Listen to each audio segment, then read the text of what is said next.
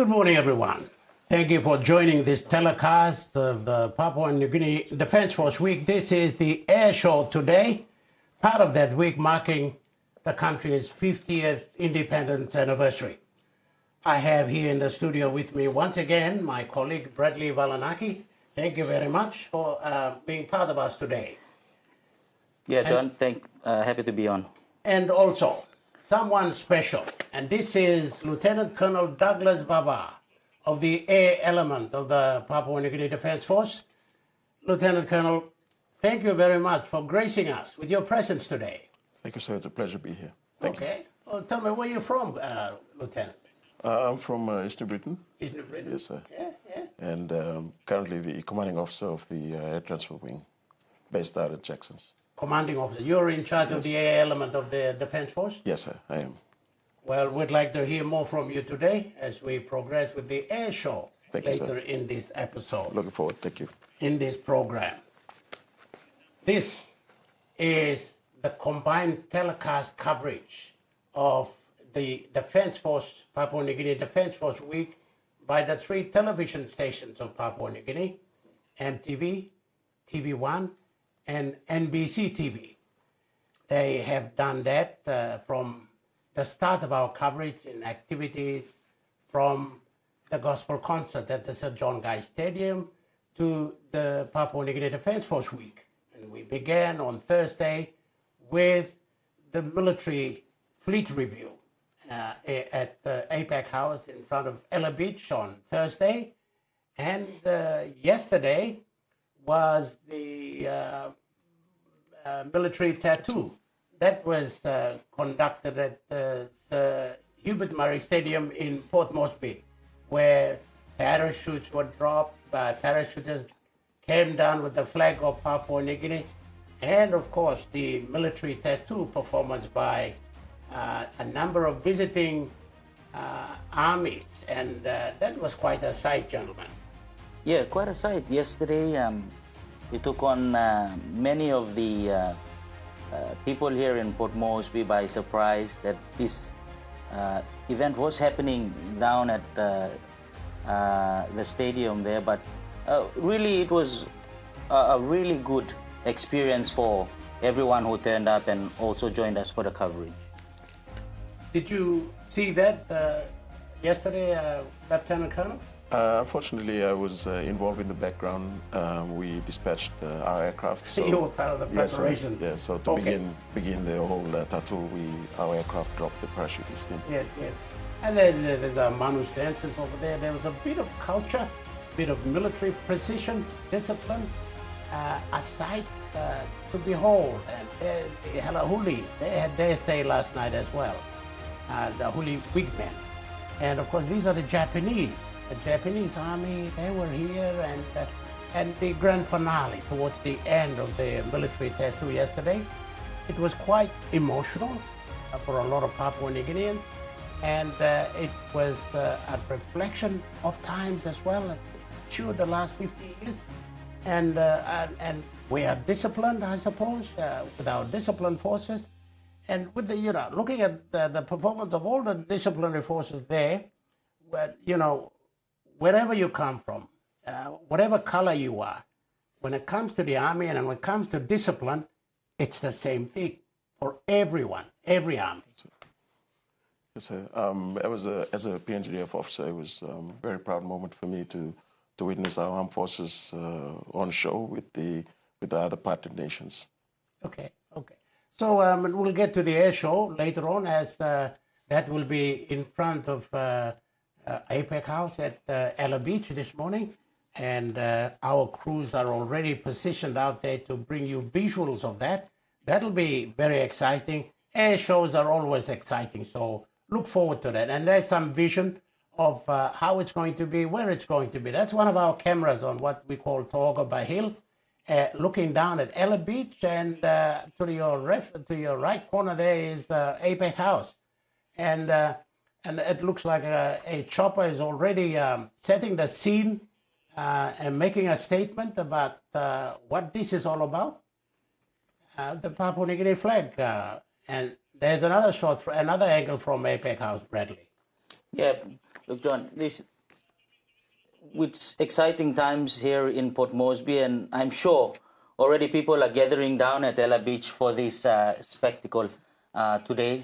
And also, I think during the course of our broadcast that we've promoted this event, and we're looking forward to seeing a lot of people turning up for this event. And again, what a spectacle it will be to see the air show. Or on a Saturday, a city starved of entertainment. Where can you go for something like that?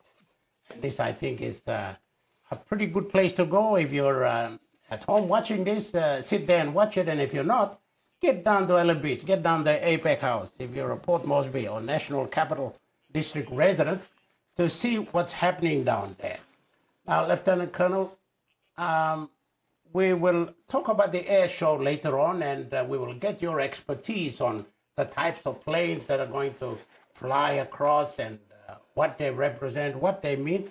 But also, before we get to that, the aeroplanes that are involved now, at least some of them, were involved in other activities in what we call planti balus. Just tell us a little bit about that. So as part of the PNGDF week, we also have the Operation Planti Balus, as you can see there. So over at the Air Transport Wing, all the partnered nations and their aircraft that are taking part today and will also be on the static display tomorrow, they've been flying equipment and cargo from our air wing out to various parts of Papua New Guinea. So an instruction was placed in the papers and sent out to everyone. We're flying stuff for government, provincial governments, and for NGOs. So quite a significant amount of cargo that we moved, and including our partner nations, have moved over the last couple of days. Yeah, I think this one is based upon requests from the provincial governments and NGOs. You make that clear? Yes, definitely. So nothing commercial. We're not doing any commercial flights for anyone. This is all part of the gift that other partner nations have given us, and also for the PNGDF, our own aircraft are involved, and we're flying a lot of those cargoes, medical equipments, and so it's reaching going out to those that are in need. And so it's also a thank you from the Defense Force and also from our partner nations to our country also. So what sort of planes were used during the exercise? Only from Papua New Guinea or from other parts of the world, our partners who came on board to assist us? Or? Yes, so from the Royal New Zealand Air Force, they brought over a C-130 Hercules. They also brought on the NH-90 helicopter. That was significant because they were able to get the stuff into other remote areas that the big aircraft can't get to. We have the Royal Australian Air Force also. They had the Hercs also, and the Spartan, which the Spartan under this defense partnership in the Pacific program, they spent about 40 weeks in the country, and they're based out at the Air Wing.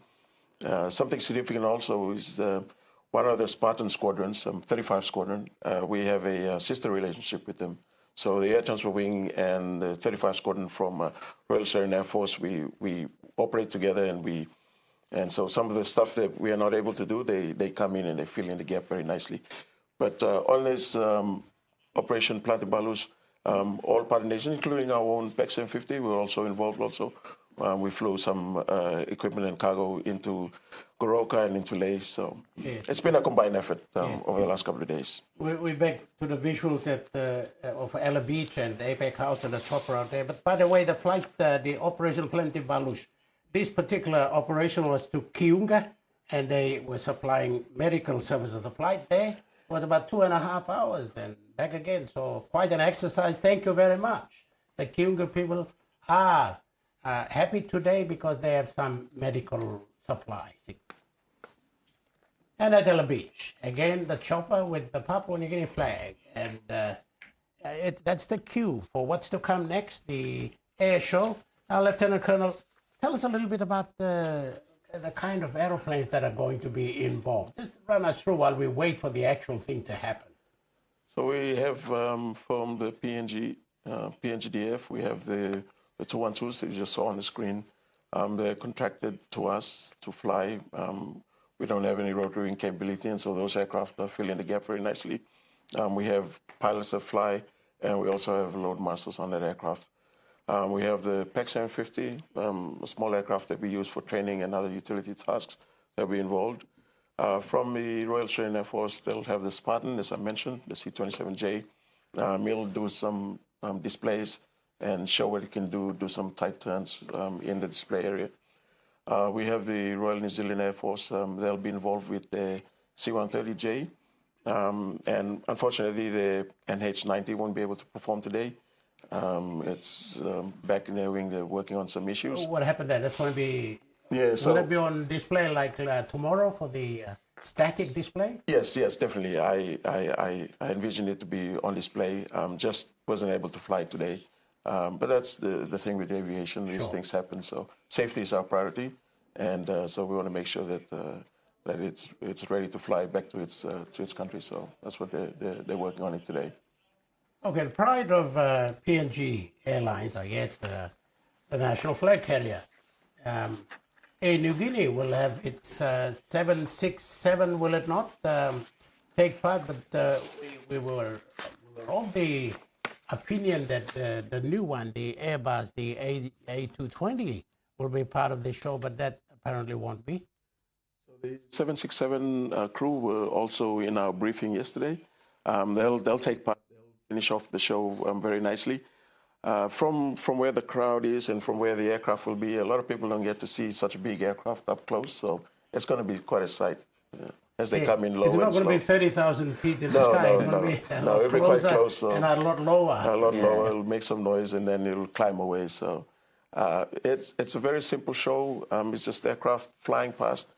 Some aircraft doing some activity over the display area, but from the vantage point of the crowd, they're quite close and they'll be able to see. But everything is done within a safety framework, so it's all safe. We're all operating within the safety margin, so nothing to be concerned about. Just go down and enjoy the show. And that safety margin that you're talking about, how long does it take? Does it take a long time to get everybody to be on the same page with all these things? The good thing is you're working with professionals. There's SOPs, standard operating procedures. So and we've been talking for several months now. And yesterday we finalized it with a mass brief. It's what we call when all the aircrew come in and they get a big brief. And any points of concern from anyone, any questions of fact was cleared yesterday. And so today we also have other agencies. New Sky are also involved, National Airport Corporation, and of course, CASA PNG gave the okay for this to happen. So it's a whole government approach. Wow. Well, there were some live pictures that's there a while ago of people sort of kind of bit by bit getting down to Ela Beach. That's Ela Beach down there. And APEC House along there, and the water in front of them. The sea will be the scene of some pretty exciting activity. Is a few hundred meters above water, all the aeroplanes. Now, when you prepare for, Lieutenant Colonel, when you prepare for safety, do you prepare for the worst?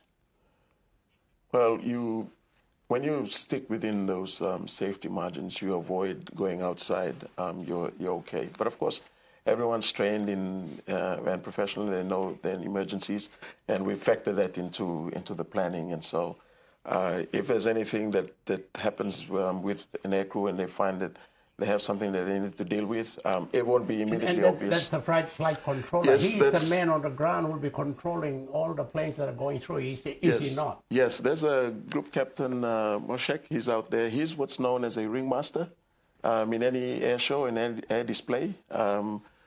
His job is to make sure that there's a safe conduct of the air display, and if there's any issues, like we mentioned, he'll deal with that offline, and we hope nothing happens. But he's the guy that controls he's the show. Linchpin. He gets it all together. Exactly. Wow. So he controls the flow, and makes sure that everyone hits what we call a time on target. Do you think any of our people, like, you're in the air element, do you think any of our Papua New Guineans can one day be able to excel to that kind of a role? Oh, yeah, as you can see, he's with Major Darius there, and that's that's something that we're working towards. And if we have one or two more air shows and other air crew get involved, they'll be able to run it hopefully by ourselves in the future. And I think he's part of the delegation from the visiting partners who are with us for the military week. Yes. So we have a joint task force led by Colonel Duncan George and Ani, as we call him, Group Captain Moshek. He's part of that assistance from both the Royal Australian Air Force and New Zealand Air Force coming in to help us.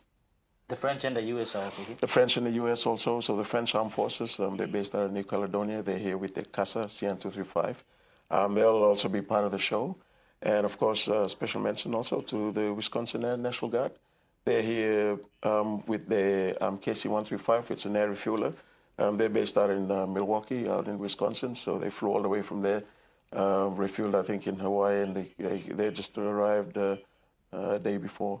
And they'll take part in the air show also, in a fly past, and they leave tomorrow. Okay. All right, well, our visiting friends will come with planes that are a little bit sophisticated, modernized. Our defense forces with CASAs and whatever else you have there. Are we compatible? Are we up to that level, that standard? So the government's working on refurbishing our C-130J. So it's the same aircraft type that the French fly. And right now we're flying the PEX M50. So the PEX M50 for us is rebuilding that capability. We used to have it, and we're going to get back to that level, but you've got to start slow. We have a crawl, walk, run sort of approach. So we start training our people on the PEX M50, and when the aircraft comes online, then we can graduate their expertise back over to the big airframe. Okay. So how many, it's really interesting, I want to know, how many pilots do we have in the Defense Force, and how many are up to scratch? And I know that some of them will have started with the PNGDF Air Element and have also moved on to commercial airlines and things like that. So the brain drain, I mean, yes. Tell us a little bit about that. I think the best answer to your question is we don't have enough. So we don't have enough. We don't have enough pilots, wow. And so we are recruiting. And this show will be an opportunity for young people to see it and to encourage them to be to join. Well, that's right. Yeah, okay. Definitely. So we have people out there, and those that will fly this aircraft one day, they'll be out on the beach and they'll be watching the air show, and that's what we are hoping for. Yeah, it's a good recruitment for us, and we also want the public also to come tomorrow to the Air Transport Wing to our static display. So the same aircraft that they see today flying, they'll be out at our tarmac tomorrow at the apron there with the air crew flying today. And if you have any questions, you can be able to talk to them. Yeah. In terms of infrastructure and the sort of aircrafts that we have in the country, how many helicopters and how many airplanes do we have? So we have the two CN-235s that are in the hangar being worked on. They should come online by next year. We have the 3 PEX M50s. Only 2 we were flying today, but we have 3.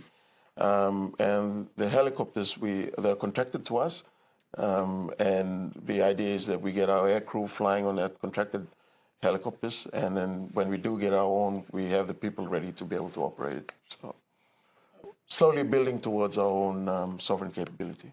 Okay, well, that's all interesting. I just want to draw your attention to one particular pilot of the PNGDF. Started with you in the early days, in the 70s, 80s maybe. His name is Captain Timothy Narara. He started with you, came back to Air Niugini, and then went abroad and flew with the Arab Emirates, flew the biggest plane, the Airbus A380.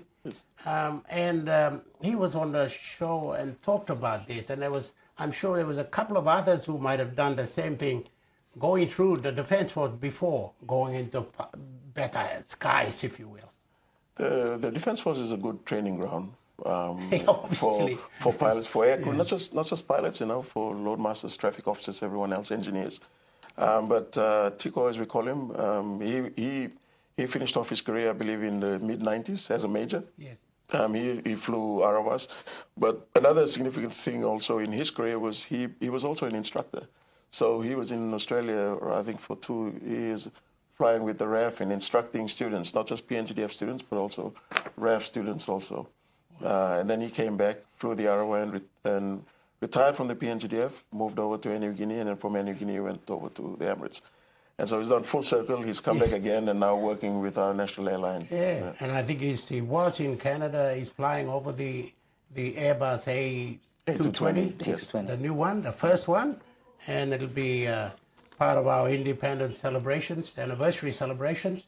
And wow, that'll be something to see. It would have been really nice to see that plane as part of the air show today. But anyway, as things are you a pilot yourself?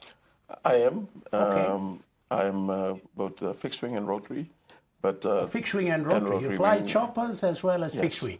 But I'm not operational. I'm in the office working. Okay. Get the young people flying. Yeah. All right. Yeah. Wow. So how long have you been with the Defence Force? I've done about 27 years now in the PNGDF. Initially, I started as an infantry officer, so I was based out in Moyne Barracks, and then moved here to Port Moresby. I was in training in Goldie, and that's a wonderful thing about the PNGDF. It gives you opportunities. There's someone remembered that I also was interested in flying, and so the opportunity came, and I transferred, as we say, from the land element to the air element, and then worked my way up again, and now as the CO. Yeah. So. Good on you. All right, I think we are ready at Ela Beach at APEC House, where Mamafu Kapera, one of the voices of the last 2 days or so, is down at Ela Beach, and let's see what we're up to down there. Mamafu Kapera.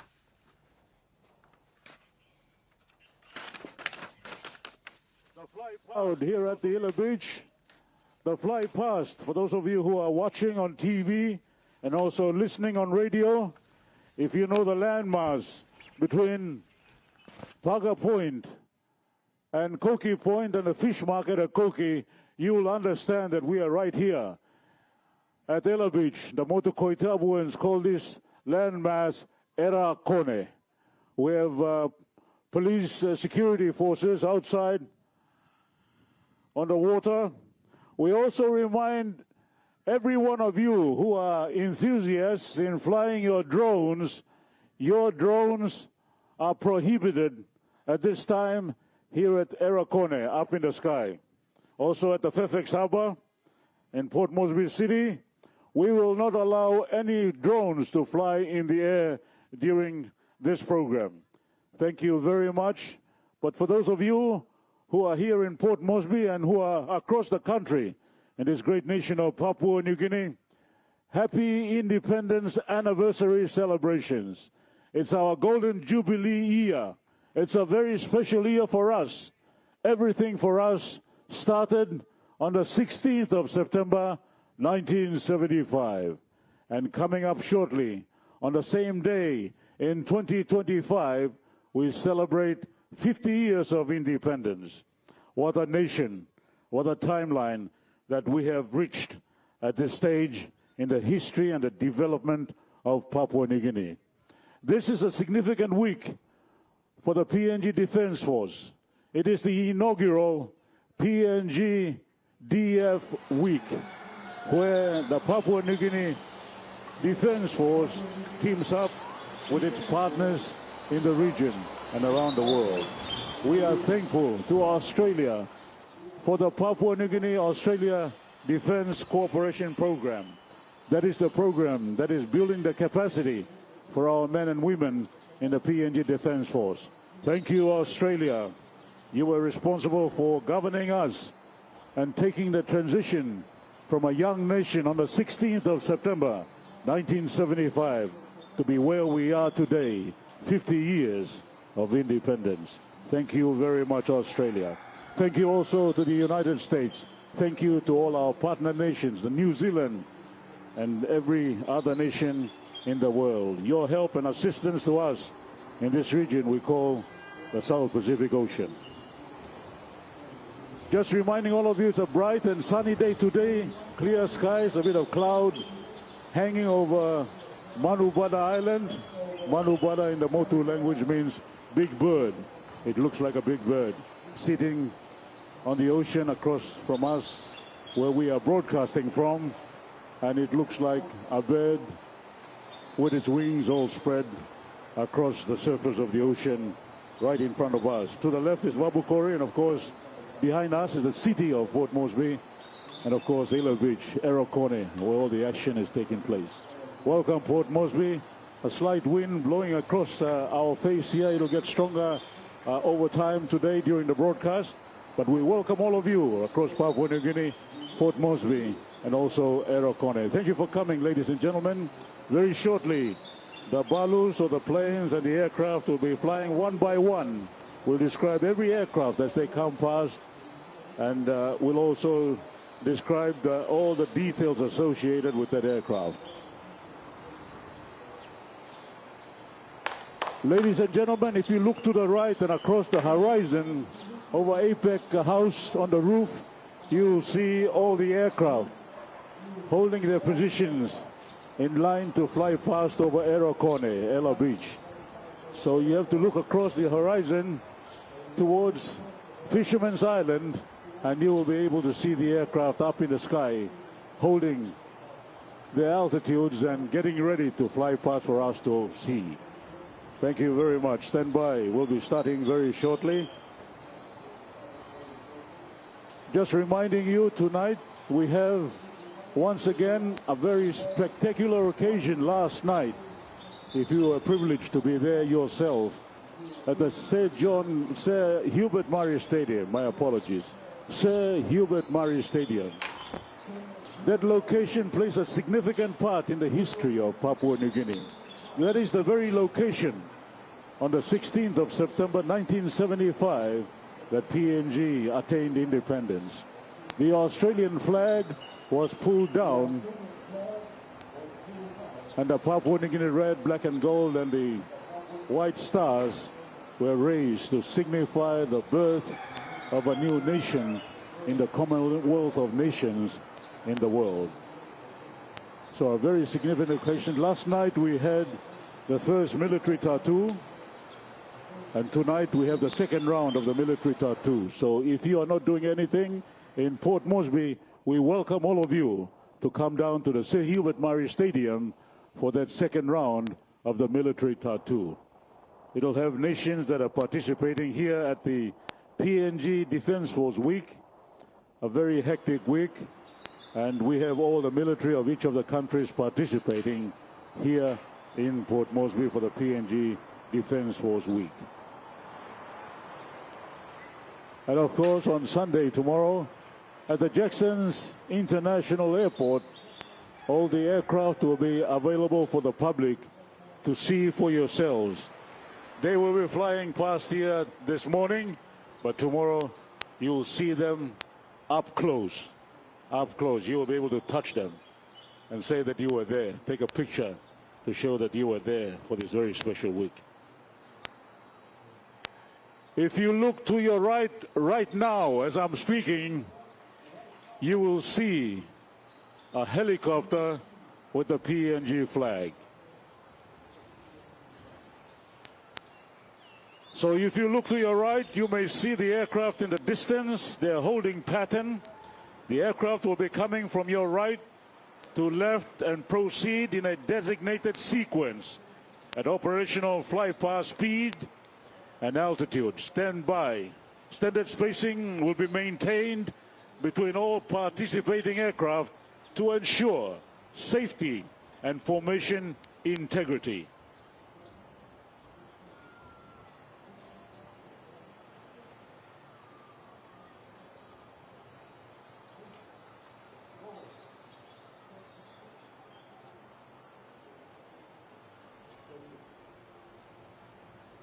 Lieutenant Colonel, I think while Mamaf was taking a pause there, I think it's beautiful weather, beautiful conditions, a bit windy as indicated with the flag, but beautiful conditions down there for flying.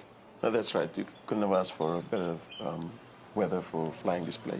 It's perfect for the crowd. They'll be able to see the aircraft come in from a distance, as opposed to if it was a cloudy day, they'd won't be seeing it when it reaches the display area. But for this one, they can see it holding out there and they can watch them come in. So I'm sure those photographers out there will also be thanking that this is a good weather, so they can take pictures quite further out. And chopper pilot and whoever's in there they probably get a much better view. And some of the planes, as Mamafa was saying, I guess they're in the air now, they're banking and getting into position to perform that fly pass. yeah, so they've been vectored into an area that's now restricted just for this display. And they'll be conducting their own separation, and when it's their time, they'll come in, and as I mentioned earlier, they'll hit what's known as a time on target at whatever second it's supposed to be, right in front of APEC House. That's what they'll be aiming for. And all controlled by the captain on the ground. There And he all is. controlled, you can see there, that's Group Captain Moshak. He's sitting there. Next to, on his right is Major Darius Kaule. So Ani is the ringmaster. Okay. His job is to just make sure that there's a nice, smooth flow. Tell us about that chopper and who's piloting. So that helicopter is piloted by Heavilift, so it's contracted to us by Heavilift, but Todd's been flying on this contract for a couple of years, and I believe in there with him is Alexandra Rouge. She's a Papua New Guinean also, and she's also crewing the aircraft. And we have a loadmaster also from Heavilift. On this particular occasion, our loadmasters are also involved in the PEX M50, but they would also be on that aircraft. Have you flown that? Not this particular aircraft, no, I haven't. Okay. No. Hey, he's got his door open. Maybe he's looking at to see whether the flag's still attached or not. I think for the helicopter, I think it's a bit easy for them to do that, but for the planes that are out in the skies now, it's quite challenging. Yes, so he'll be the first to go in. He's just, he flies slow, so he's just waiting.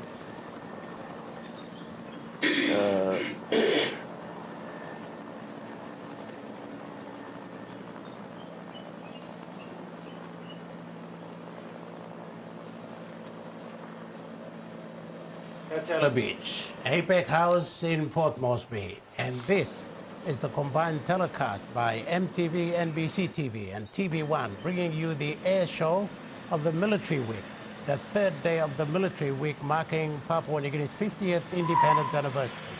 And all the planes are going to fly past very shortly. But there's a chopper that is giving everybody the cue of what's to come.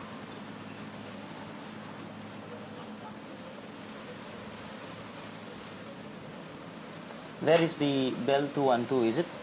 Yes, that's the Bell 212. It's the next variant from the Iroquois that we used to have. That helicopter had only one engine. This particular helicopter has two engines. So two engines, but turning one blade, so a bit more power. They're workhorses, aren't they? Some of these will have been used in the Vietnam War when you see pictures, like similar kind of design. Yes, so this aircraft is quite old, but it's also very capable. That's why a lot of companies have been flying this in PNG. They're able to operate in our hot and high areas. And particularly in the mining and resource sector. Exactly, yeah. And in a country that is has rugged terrain, it's quite suitable. Well, Papua New Guinea is helicopter country. You need... I like that. Papua New Guinea is a helicopter country. Definitely. It's a new coin phrase by Lieutenant Colonel Douglas Baba. I might be biased. I fly helicopters too, but in this country we have 700 airstrips. So there's a lot of airstrips, and that's how our country was administered. You can't expect everyone to go through the few roads that we have. They're going to live where they want to live. And so we have airstrips, and a lot of Papua New Guineans, I think, back in the day, they saw aircraft before they saw vehicles. Sure, so, they did. So aviation for Papua New Guinea is not new, but the helicopters are able to get into areas that the aircraft can. It's a funny country we have, like aircraft. You say they saw aircraft before they saw roads, and they saw missions as government before they saw government. So we're unique in that. Exactly. on our Air Niugini or overseas aircrafts from Jackson's Airport, and we head down towards Okay, Mamafu seems to be taking over from down there at Ela Beach APEC House. We'll go to him. Backwards up the north to Southeast Asia. Aircrafts have played a significant role in the development of Papua New Guinea. Once upon a time we had DC-3s. Now we have jet-powered aircraft. Of course, we have the propeller-powered aircraft also operating. But what a beautiful sight right here over Erakone, Ela Beach in Port Moresby. A beautiful day. The Bell 212 flying past again for its fourth maneuver. And like I said earlier on, the pilots crewing the flight today are Captain Toad Howell from Canada and Alexander Rue, our very own pilot from Lavongai, beautiful New Ireland province. Supporting them as their crewman is Adam Brown from the land of the long white cloud, Aotearoa, New Zealand. And the aircraft plays a versatile and vital role within the PNG Defence Force, and is serving the country with distinction. Once again, this aircraft empowers Papua New Guinea to serve as pilots and air crew, further strengthening the nation's sovereign aviation capability. We currently have 2 PNG national helicopter pilots flying with the PNGDF and 5 national air crewmen. It has the sole sovereign search and rescue capability in PNG. It can be stretcher configured for medevac, winching, sling, and rappelling operations. So right now, this is a sling operation with a long wire, very solid and strong, with a weight hanging under the flag as it flies over Ela Beach with the flag, the red, black and gold, the PNG national flag, flying in the strong wind beautifully in the skies of Ela Beach in Port Moresby. The maximum all-up weight is 5080 kilograms, and it can operate at altitudes of up to 20,000 feet. This aircraft's agility allows it to maneuver in confined spaces and reach the most remote and challenging villages in the country. Papua New Guinea is only accessible through aircraft. We all know that. But soon we'll have the road infrastructure connecting us from the northern part of the country to the southern part of the country. That's coming on very shortly as I speak. And this year alone, the Bell 212 has flown tasks in every region of Papua New Guinea, supporting PNGDF deployments and operations. It has carried out aeromedical evacuations across rugged and often unforgiving terrain, daring search and rescue missions, delivery of public health supplies to rural communities, high-skilled winching operations, and training for PNGDF soldiers in winching and rappelling. The Bell 212 is one of the aircraft on static display at the Air Transport Wing tomorrow from 9 o'clock in the morning to 3 o'clock in the afternoon. Everyone is welcome, so if you're not doing anything, be there at the Air Transport Wing. Everyone is welcome to come and take a closer look. This, I believe, will be the final maneuver of the Bell 212, heading towards Koki over the fish market. And we will shortly be welcoming the New Zealanders. Actually, the Australians, the Australian Air Force. It's C-130, C-130 Super Hercules, that from the Royal Australian Air Force, coming up very shortly.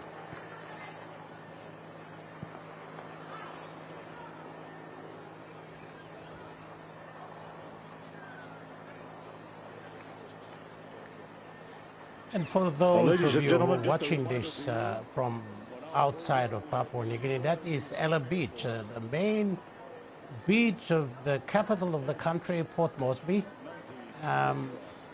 Port Moresby City, the capital, the nerve center of the country. This is where everything is happening. The military tattoo last night, the fleet, and now the air show, all happening at Ela Beach. It's one of our better sites in the capital, and you know, I mean, passionate as everyone else is, some of us. This is probably a part of Port Moresby that I kind of like. There are other sections and parts of Port Moresby, and everybody, each and everyone, we have our own opinions of it, but Ela Beach is one of the better sites. It's a leisure area in Port Moresby, recreational area as well, and a place where people go to spend time with their families, and quite fitting on this Saturday as well for the air show.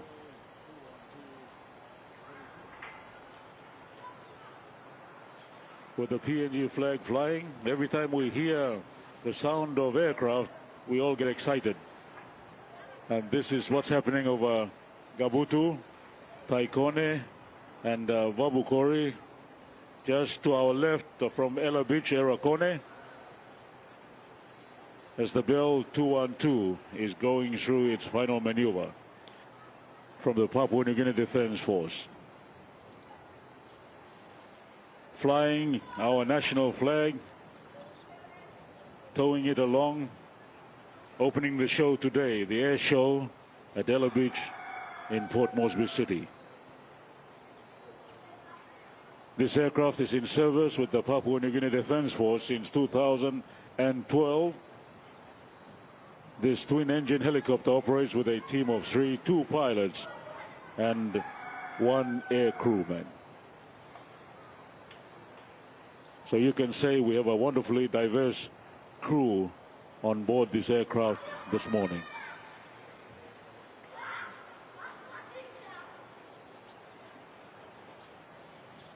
I've been told roughly 3 minutes while the Bell 212 is going through its final maneuver over Vabukori village and Taikone. In less than 3 minutes, we will have the next aircraft. The next aircraft is the Royal Australian Air Force C-130J Hercules. It'll make 3 passes in different configurations. This aircraft cruises at over 600 kilometers per hour, can carry more than 20 tons of cargo or over 120 troops, and is renowned for operating from short or unprepared airstrips. It has been a lifeline in disaster relief and humanitarian missions across the Pacific. During PNG 50, this C-130J has flown to NADZAP, Wewak, Madang, Momote, and Mount Hagen. The C-130J has delivered items such as medical supplies, cargo, and personnel. Just going through the aircrafts, after the Super Hercules C-130J from the Royal Australian Air Force, we will have from the United States of America Air Force its KC-135 Stratotanker. Now, if you don't know what a Stratotanker is, and if you have watched too many movies or watched too many videos on YouTube, you will understand what this aircraft is all about. It represents the United States of America. The KC-135 Stratotanker, a symbol of America's reach and long-standing reach. I mean not reach, but the distance. Ladies and gentlemen, next, the Royal Australian Air Force C-130J Hercules, making 3 passes in different configurations.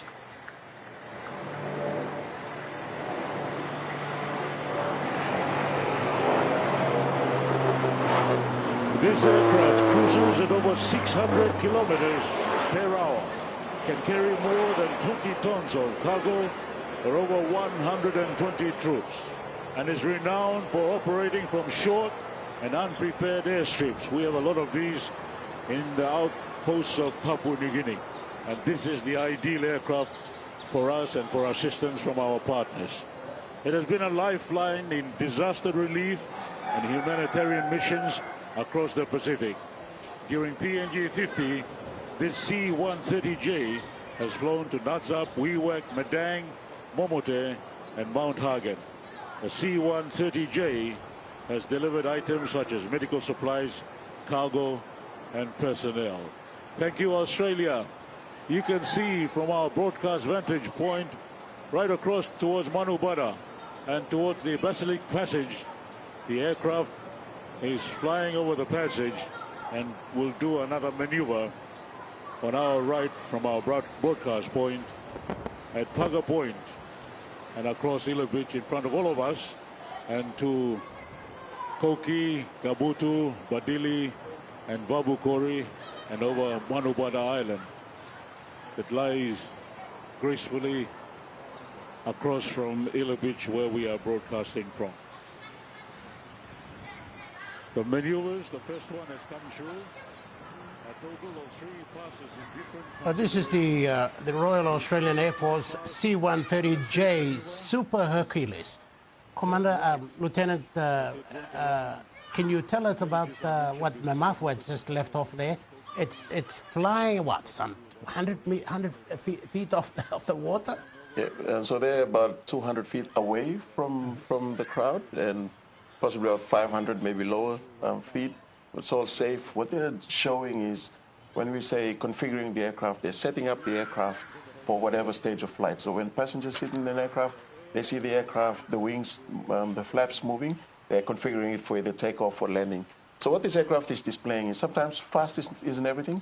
It's showing that it can fly low, it can fly slow, for what it does, delivering cargo into short airstrips. And you've got the ramp there open, and sometimes we have the crew do ramp rides. So you can get people and they sit in the back there and they you can jump up with your parachute or something. Exactly. So you can jump in the back there. There's some side doors that paratroopers can jump off. So it's just showing its capability to the crowd. Well, our cameras have made it fly past even quicker. Exactly. So once we're in the studio, we can't really tell, but out there, it's loud, and I'm sure the crowd are really enjoying it. That looks as though it's very close to the ground, to the sea, to the beach. That's right. So most people, unless you're at the airport, you'll watch it come, but only for a few seconds. Right now, it's giving a good view and a good display to most of the crowd. And I'm sure if they can look in, they'll probably see 1 or 2 loadmasters waving to them. Wow. Well, as Mamafu said, the C-130J, has flown to Natsap, it's flown to Wewak, flown to Madang, to Momote, and even Mount Hagen, delivering medical supplies, whatever emergency, whenever there is an emergency. Yes. Brings in humanitarian supplies. So it's a pretty important plane. And like you said, PNG's helicopters are made for PNG. Maybe that one is also made for PNG. Yeah, definitely. I mean, from the very beginning, independence, and then in all our disasters, like the drought in '97, I believe, and everything else, these aircraft were the lifeline for a lot of villages. These particular aircrafts are short landing and short takeoff? Yes, the Herc, short landing, short takeoff. They're from number 37 Squadron. They fly the Hercs, and they usually come up and support us throughout the year. And so it's nice to see them here doing a show for the rest of the country. Majestical. I think that's perfect.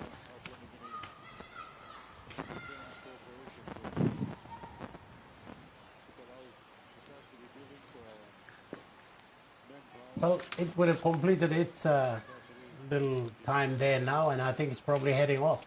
Yes. For the other planes to come through. So tell us what's happening there. Now it's banking, So the ringmaster there, they're talking with the air crew, making sure that they complete. So they came on right on time, as I mentioned earlier, time on target, 10:15. They were coming into the air display. So well done to that crew. And now they'll be just completing their maneuver, and then they'll go out back and be vectored in by New Sky, by the control tower, back to Jackson's. So that's it. They'll do probably one last wave to the crowd. They've closed the ramp there, I believe. Yes, they have. And a flight past, quick wave to the crowd, and then they'll depart the display area. Okay, ready for the next one. Ladies and gentlemen.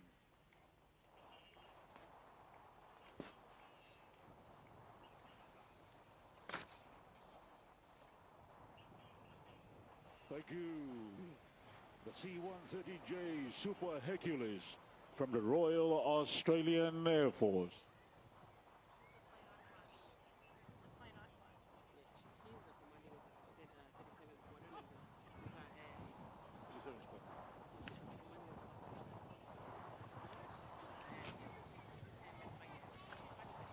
This aircraft that passed by, ladies and gentlemen, I have the commanding officer sitting right here beside me during our broadcast. It must be very, very emotional for you. It's an inaugural activity, the PNG Defence Force Week and the air show over here.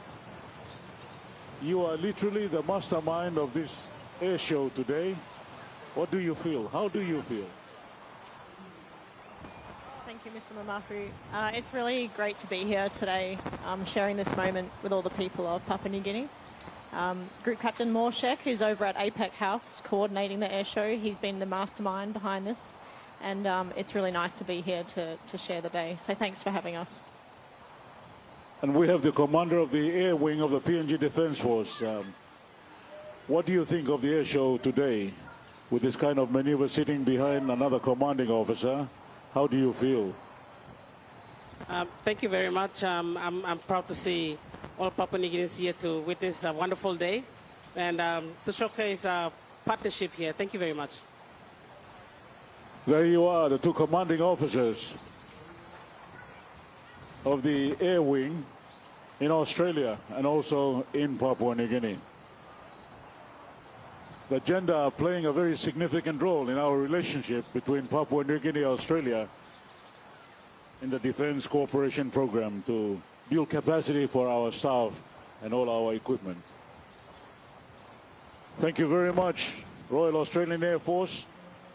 For the next one, and from Mamafu to call the next one, we're just looking at the pictures again. It's a bit of a replay there, giving you viewers out there another opportunity, another chance at what just happened a couple of minutes ago, the fly past by the Royal Australian Air Force, the C-130J Hercules. So, Lieutenant Commander, that concludes one plane. There are more coming. Just tell us about those. There's a few more. So straight after this, C-130J, we'll see the KC-135, the Stratotanker from based out in Wisconsin. They'll do their show also, and then we have the Spartan, also our PEX 750, and of course the French Casa also will do a display.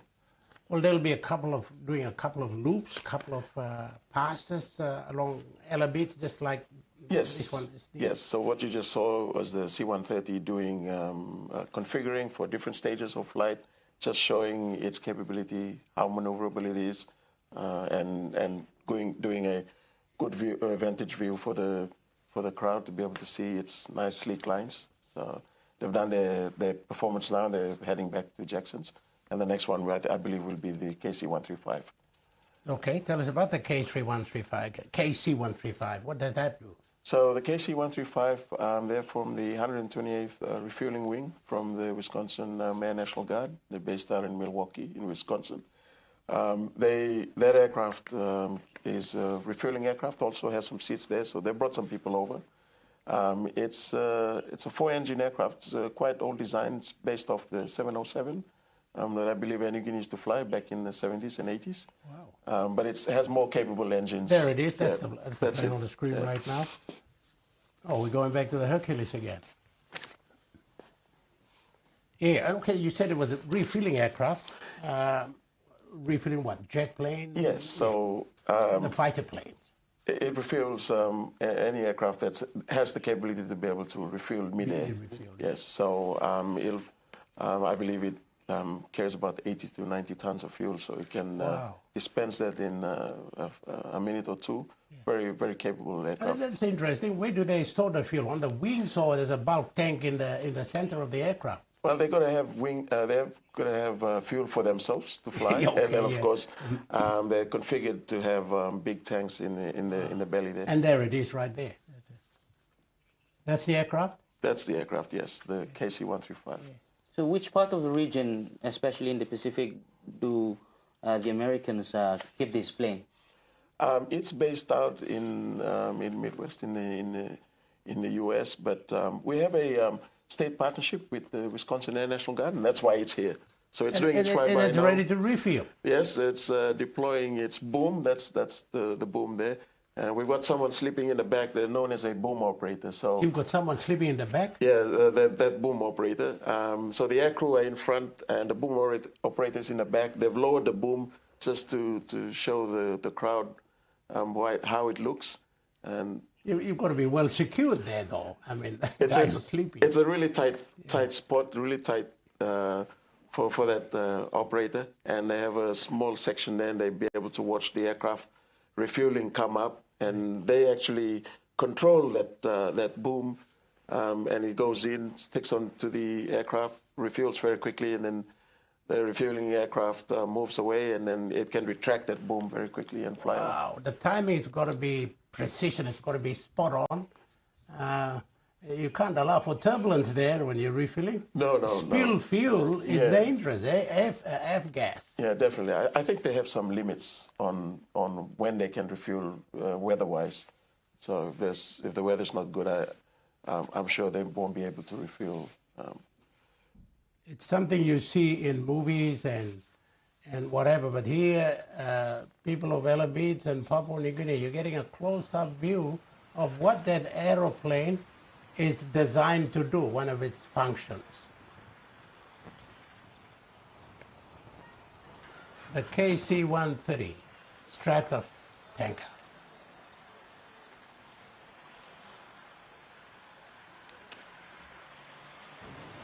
But explain the situation. I saw a fuel line hanging at the back. What is the capacity and the capabilities of this aircraft? So the KC-135 aircraft is actually 70 years old now. So it is our oldest air refueling tanker, but it is kept in great condition by our awesome maintainers in the Wisconsin Air National Guard. The aircraft is capable of refueling all United States fighters, whether they're Navy, Marine, Air Force, and as well as helicopters. They are a proud unit, and I'd also like to say is we are especially thankful for being invited here today to participate in the 50th anniversary of Papua New Guinea. Our unit in particular in Wisconsin, National Guard, has have a long history back to the 1940s in working with Papua New Guinea, and we are proud to be a state partner representing the United States and the state of Wisconsin with Papua New Guinea. What can you say about the partnership that we have in the South Pacific? So the United States has a state partner program where we work, our National Guard units work with fellow state partners and allies to work together to improve cooperation and improve our capabilities in working together. Wisconsin is lucky enough to have been able to work with Papua New Guinea as our state partner. It is especially important with the heritage that we share all the way back to the 32nd Red Arrow Division working in the 1940s with Papua New Guinea. Thank you, sir. We've had a long association with each other, Papua New Guinea and the United States of America. Thank you for your opportunity to speak on behalf of the United States of America. So, ladies and gentlemen, there you are. Brigadier General Eric A. Peterson, from the Wisconsin Air National Guard from the United States of America. So ladies and gentlemen, once again, the KC-135 Stratotanker from the United States Air Force. It's going out, I'm told, past Manubada Island while the interview was on, but representing the United States, the KC-135 Stratotanker. It's a fuel tanker in midair that fuels aircraft for the United States of America services right across the globe. Well, there we are. That's one experience of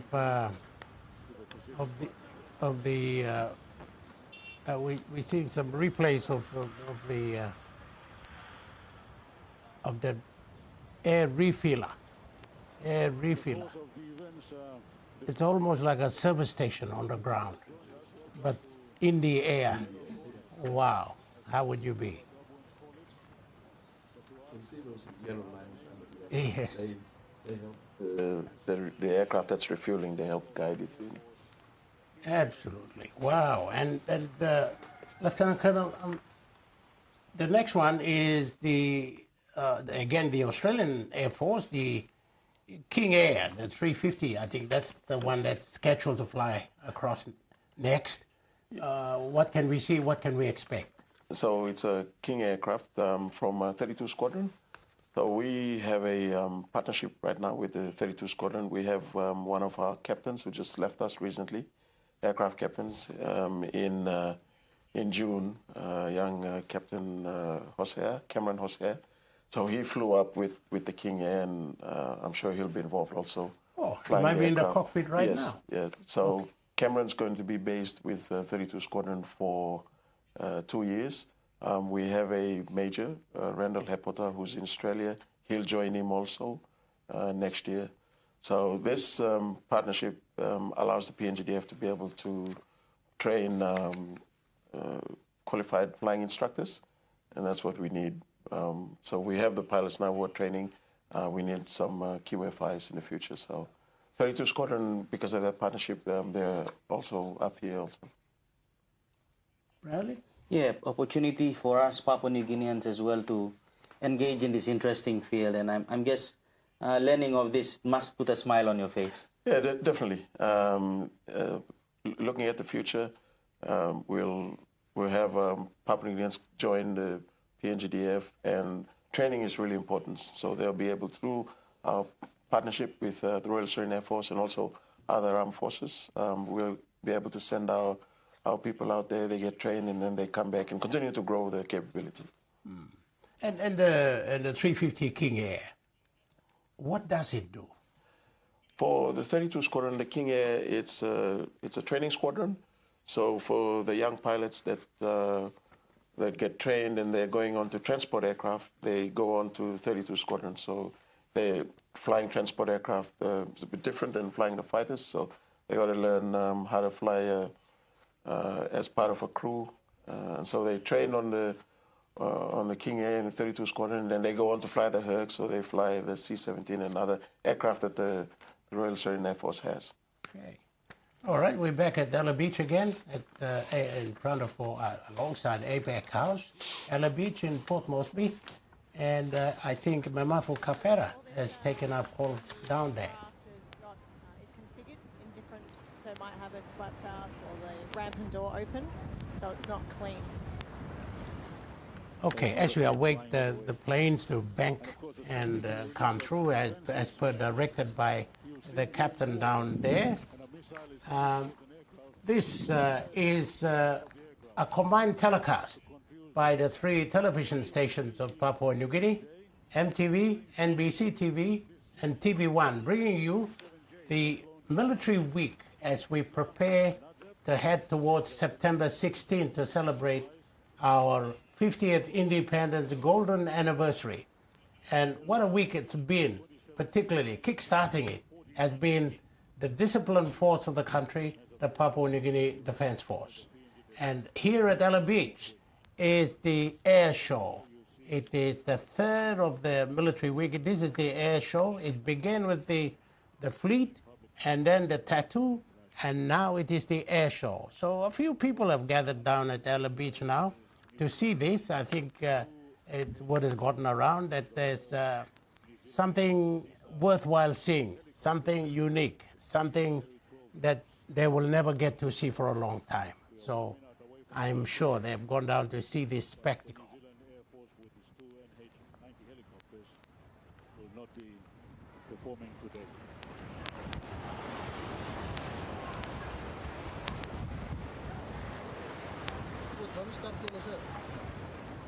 .350, and inside there might be, or are Papua New Guinean pilots.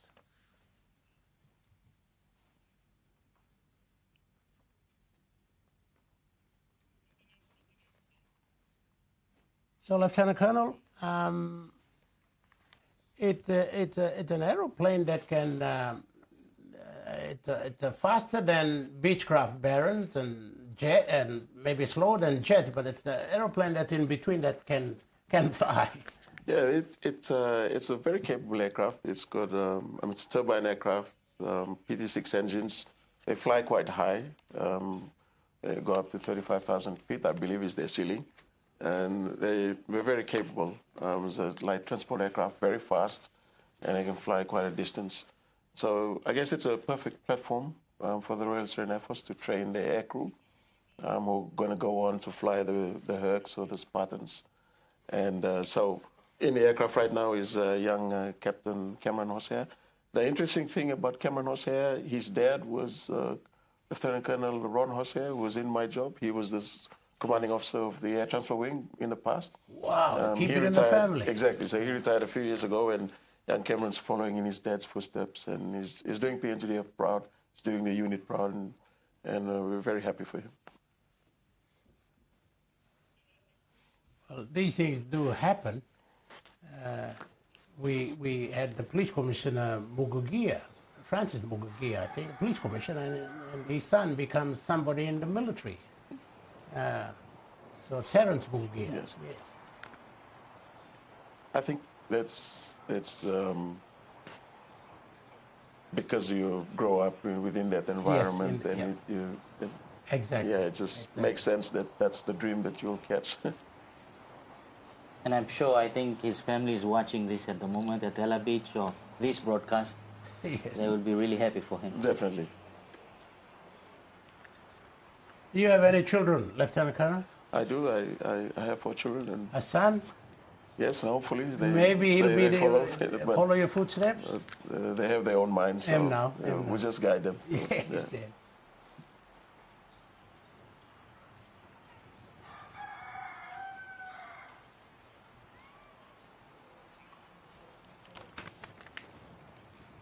For training and transportation. Call sign, Hudson.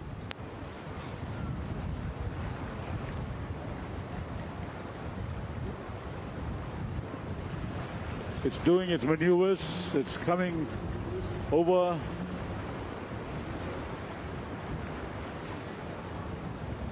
The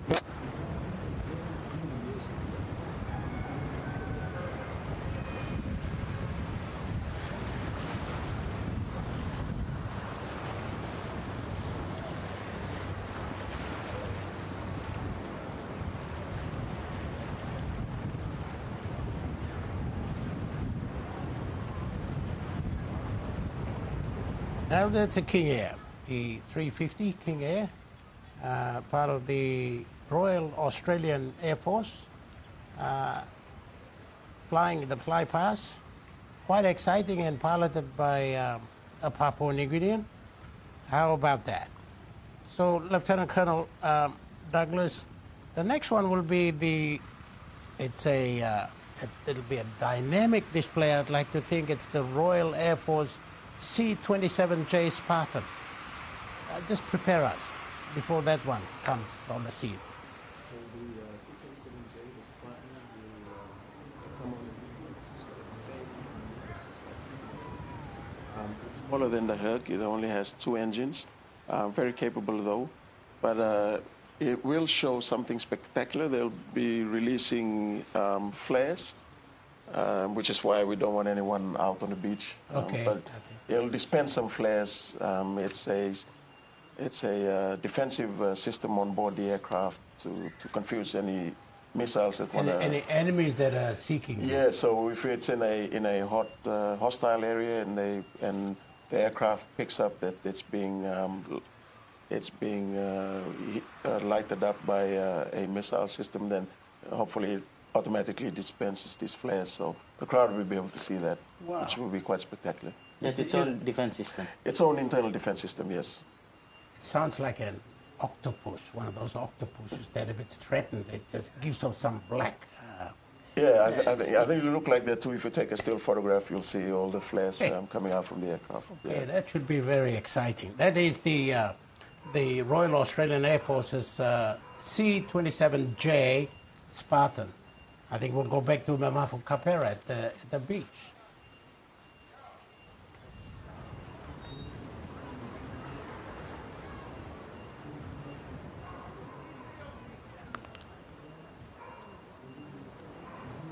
Well, we've got some people who want to take a closer look. Are they allowed to go on there? Or maybe they're part of the strategy.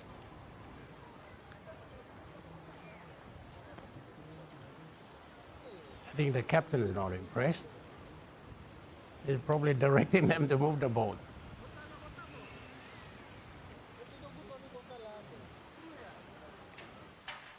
So this is the air show at Ela Beach, and that in the center there is APEC House. APEC House, of course, was built after Papua New Guinea hosted the leaders of APEC summit that was quite unique to this part of the world. In fact, we were the only country after Australia and perhaps New Zealand to host APEC, a big event. And of course, to remember that, we built that APEC house at Ela Beach. And the plane, we're seeing a bit of a replay of the King Air, the 350. Having another look at it, giving all of you at home another look at this plane that does a lot of things and wonderful things for those in the aviation industry and the military component of that especially. Also, John, to see that the beach is filling up. There's a lot of cars there, and there's people there out there to enjoy the show. Yeah. So that's nice. Good to see. Yep, they're all going. And now we are waiting for the Royal Australian, the Air Force's C-27J Spartan, yes. Spartan. Yeah, that'll be something to look forward to, and it should be happening any moment. And I'm sure Mamafu Kapera at Ela Beach is getting excited about that as well. Let's cross over to him.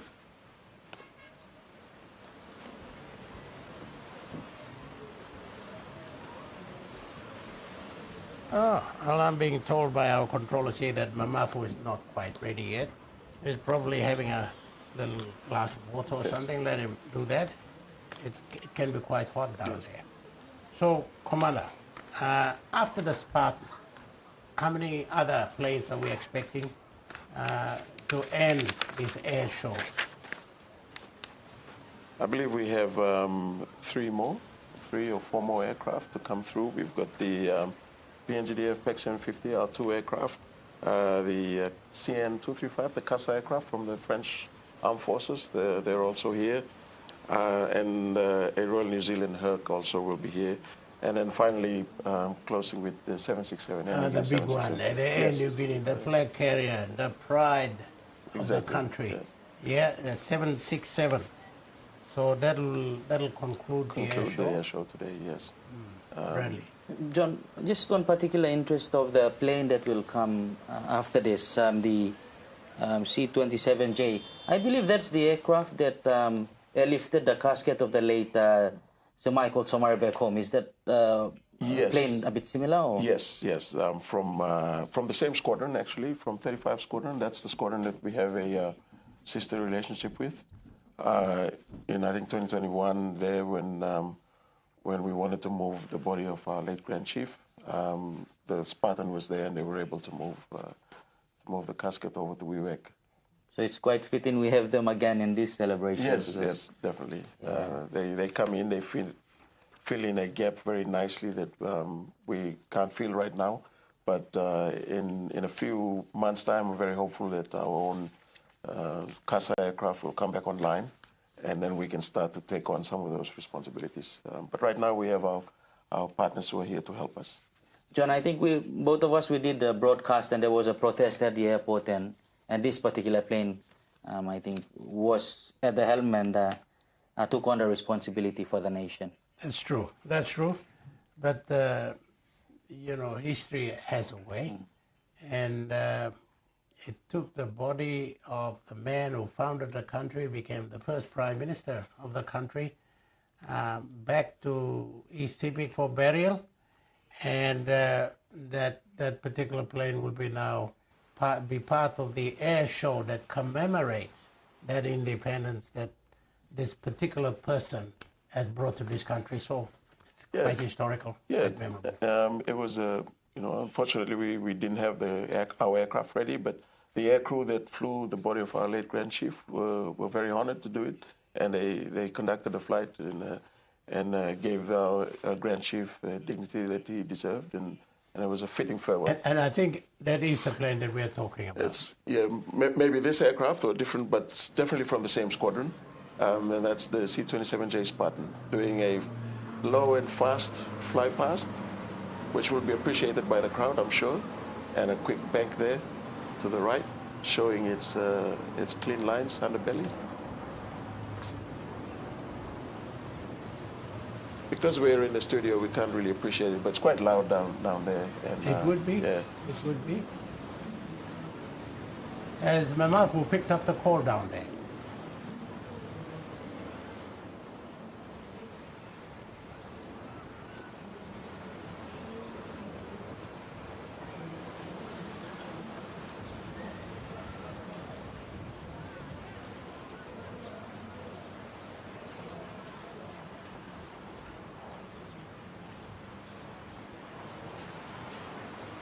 Now, without getting a cue from those down at Ela Beach, that would be the Air Force, the Royal Australian Air Force C-27J Spartan?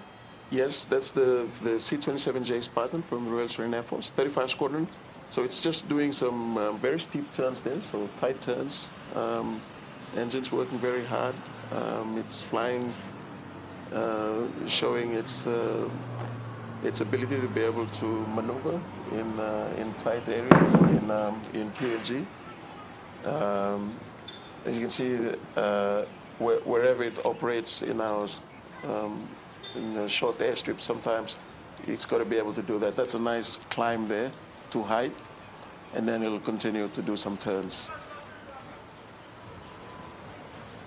I can't wait for the flare. Yeah, it should be spectacular.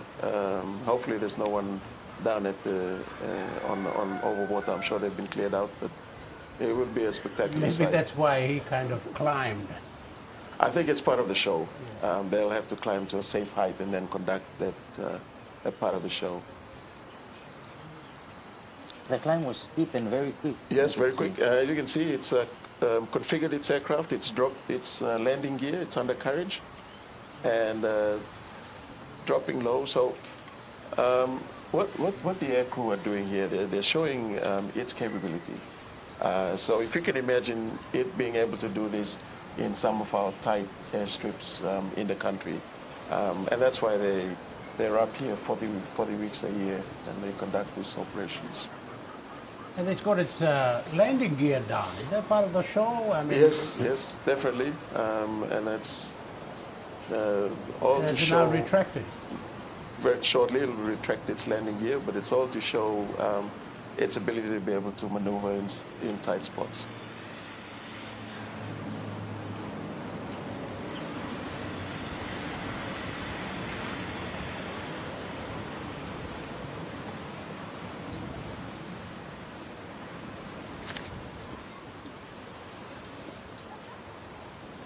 There's the ringmaster. He's quite busy, making sure that the next air crew are ready and the next aircraft is ready.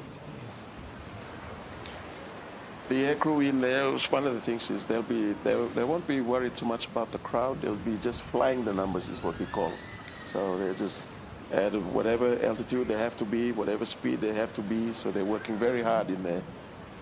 But it looks nice for us, and we're outside and we're seeing it. But inside, the air crew are just making sure that they hit the numbers. Safety is paramount. Safety is paramount. They're just flying the numbers.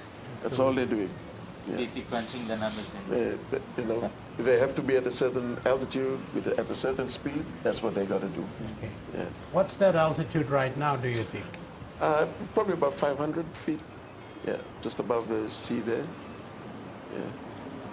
They may come lower, but for their purposes, they're quite a big aircraft, so that's safe distance, and they're about 200 feet meters, away from the rest from the crowd. So. Oh, okay. Yeah. That's pretty close. They're retracting their landing gear now, and then going into the next show. So, one of the things about these air shows is they've practiced this particular maneuver in Australia or here in PNG somewhere. So, the only thing is on the actual day they fly it where they're going to do the display. So. And normally, displays are not flown by any pilots, they're flown by display pilots. So the person flying is qualified to do these maneuvers.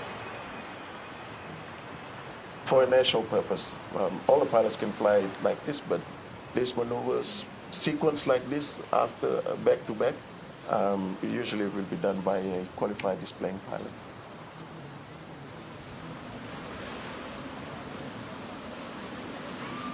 Here's an interesting thing. You can see there, the side door, that's open. You can stand on the side, and there you go. See the load masters there, standing on the side. So paratroopers can jump there, or they can throw stuff out. Okay. They can jump over any time with a parachute. With a parachute, of course, yes.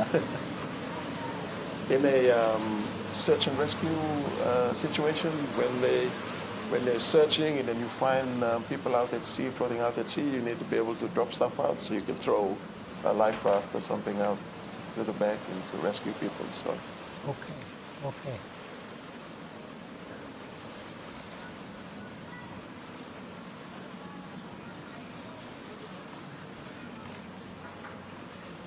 Will we have used that aircraft in our disaster areas, particularly landslides and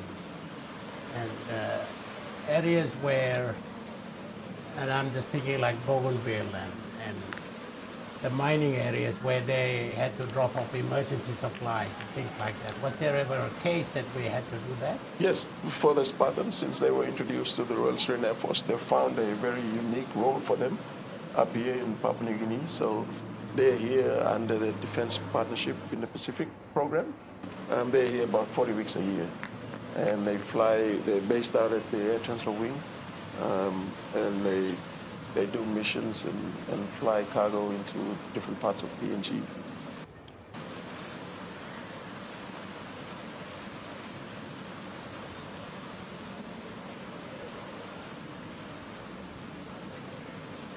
We still haven't seen the flares.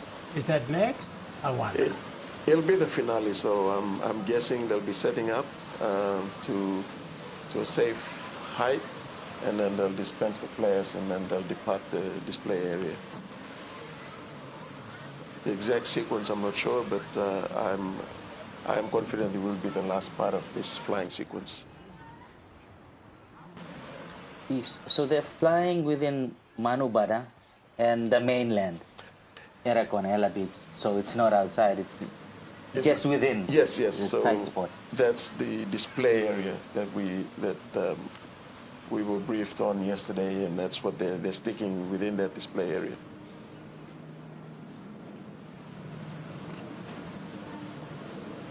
There you go. Okay. And you can hear the crowd, they appreciate it. And they'll climb away, dispensing the flares. It's always a spectacular sight. Because we knew about it, we expected it, but I'm sure the crowd They didn't Unless expect they, it. Yes, yes. it would have been. That was beautiful. would have been a One good more, surprise. please. One more. I'm sure that's what Yeah. they'll be shouting down at the beach there. It's fireworks for the crowd. Yes. Midday. Midday fireworks, yes. But it has a very important role. Absolutely. Yeah. It's the defense system of the aircraft. Yes.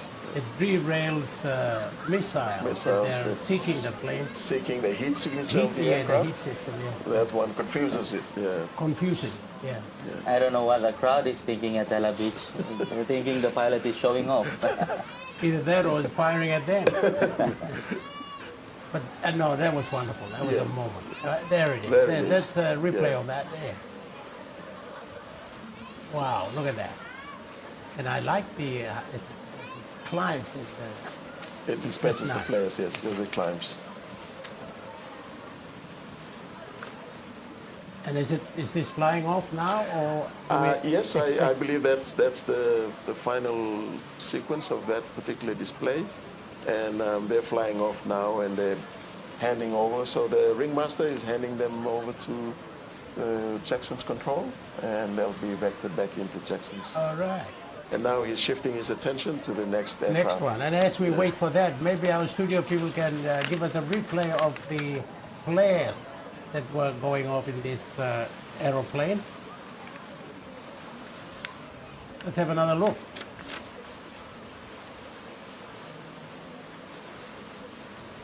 Even the commander wants a replay of that. Studio is not going to give it to us. Well, request denied.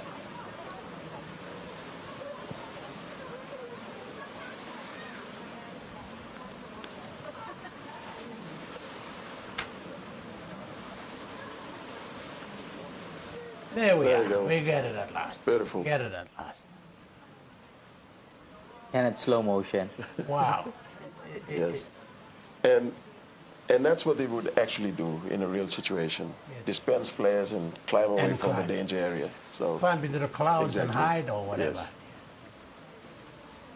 The crowd is a bit kind of more of a swelled a crowd, little bit yes. at Ela Beach. Kids. yes.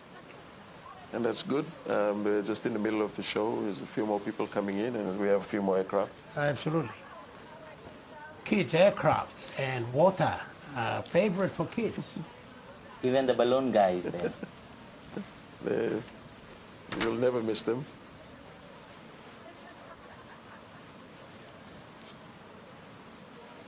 I think Ela Well. Beach provides a perfect venue for displays. Okay. The next one will be a New Zealand NH-90 helicopters. Yes, they were supposed to be next. Unfortunately, both aircraft aren't serviceable, so they won't be flying today. They won't be flying today, Yes. but of course they'll be available static display at the airport. Definitely. So for tomorrow, come to the air transport wing. The gates will open at 9 o'clock, and you'll be able to see all the other aircraft that were on display today, except the two bigger aircraft. They can't come over to our side. It's too small, but all the other aircraft that were on display, including the NH-90, they were supposed to be on display now. They'll also be there tomorrow for the static show. Okay. So what can we expect now after that? I believe our own two PEX 750s are two aircraft. Okay. I'm sure they'll be banking now to make their run. Yes, so the pilots are in there, they're preparing, they're talking with the ringmaster, and they want to hit the time on target, so they're looking at around 11:23 for them to right be over the air display area. They'll do a few turns just to show what they're capable of doing. They provide us an opportunity to be able to train the utility aircraft, and we want to be able to train our aircrew to fly and operate in a challenging environment in our steep mountainous terrains and also into the airstrip. So that aircraft gives us that opportunity. And once the plan is once the aircrew get qualified on that, then they can move on to the big aircraft, Okay. which are not flying today, but you'll see at least some of the professionalism and the capability that the air transport wing is rebuilding again. I think the announcement that the Ela Beach was at that it would be at the Jackson's International Airport, but I think it's back at the Air Transport Wing. Yes, yes. So not at the international terminal, be on the other side of where we are at the Air Transport Wing. So come early. There's heaps of parking, and you'll be able to walk around at least give yourselves an hour or 2 hours to go and stop by every aircraft and talk to the aircrew. It's whole day. It's a whole day, yes, yes. Any protocols to be observed while there? Yeah, so no drones, obviously, for those that want to, but take your cameras, come along. No bill not, obviously, but just come, park. There's stalls there, there's plenty of food, there's areas for people for their comfort. They can be able to use comfort facilities. There's water, we'll provide everything, so just come along and enjoy. Take your kids and come down, get them inspired to be our next aviators. Well, on a Sunday, free food and water and aeroplanes to see. Yes, exactly. In Port Moresby? In Port Moresby. Wow, Yes. it's got to be a wow. Yeah. Fantastic. Well, as we wait for the other planes to come in, here's some more pictures of the ones we had gone through early. But this, of course, is our live telecast. Although what you're seeing might be a highlight, I repeat, highlight. But this is, nevertheless, the live telecast of the air show performed by the air element of militaries that have been part of our celebrations here in the last week, in the last couple of days. So the air show at APEC House, near APEC House at Ela Beach in Port Moresby. As we count 10 days, almost, to September 16th, the day of Papua New Guinea's independence, golden anniversary. And Lieutenant Colonel, this is the Papua New Guinea planes that you were talking about. Give us a rundown on that. Yeah, so coming into the display area now, or coming in view, they're flying into the display area. Our two PEX 750s aircraft. They are currently the airframe or the platforms that we use be able to train and rebuild our capability. This aircraft, yesterday and today, they'll do that again. They dropped the parachutists. So that's a significant capability that we've introduced onto this aircraft. The aircrew flying this aircraft, they've flown all over Papua New Guinea. They've trained to fly into the little remote airstrips. And from this PEX 750, they'll graduate onto the bigger aircraft once we get them online.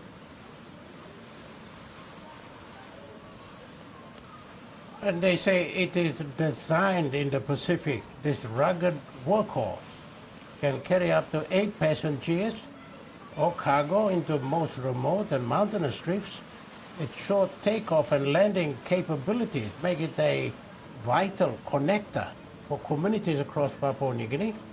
Within PNG, it has assisted in aeromedical evacuation, surveillance operations, troop movements to remote airfields, and humanitarian aid to Mulitaka landslide.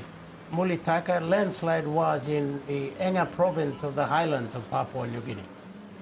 Yeah, I'm pretty proud to be here to witness. You can see the loadmasters there. The ramp door is open and they're strapped in, waving to the crowd. About 3 or 4 years ago, this was not possible. We did not have any pilots at all. We didn't have any aircraft. We had one PEX 750, and then we were gifted 2 of these PEX 750. So now we have 3, and we're slowly building. We're building our capability. To be able to fly like this within this short period is quite an achievement for the Air Wing. But it's been a very deliberate rebuild because it's aviation. You can't just jump into these things very quickly. You have to slowly grow capability. So for them to be here today to perform in this air show, we have the ramp open for the loadmasters to be waving there, for people to be able to jump out of the back of the aircraft. 4 years ago, that was not possible. So that's a significant thing about the Air Transfer Wing. The Air Transfer Wings taking part in this particular air show. Okay. They're flying in formation. That's not an easy thing. It looks easy, but a lot of things can go wrong. So doing those turns in a very confined area that they have to, and flying in formation like that is only possible because of the level of skills that they've grown and they've grown into. Yeah. And I must point out here that in the cockpit is Wing Commander Tim Shaw. So he came back 5 years ago to help us rebuild. Wing Commander Tim Shaw was here in the 90s flying with the Air Transport Squadron when it was known back then.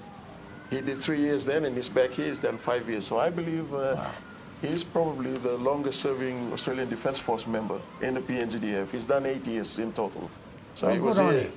He was here in the 90s. He flew with Cameron Hosea's dad, and now he's back here and he's flying. He flew with Cameron before he went to 32 Squadron. How about that? Yeah. Well, that's a story and a half. Yeah.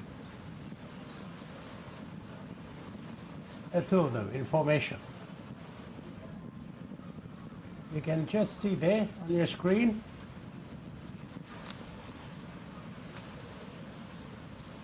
Well, that's a wonderful background story there, Lieutenant Colonel.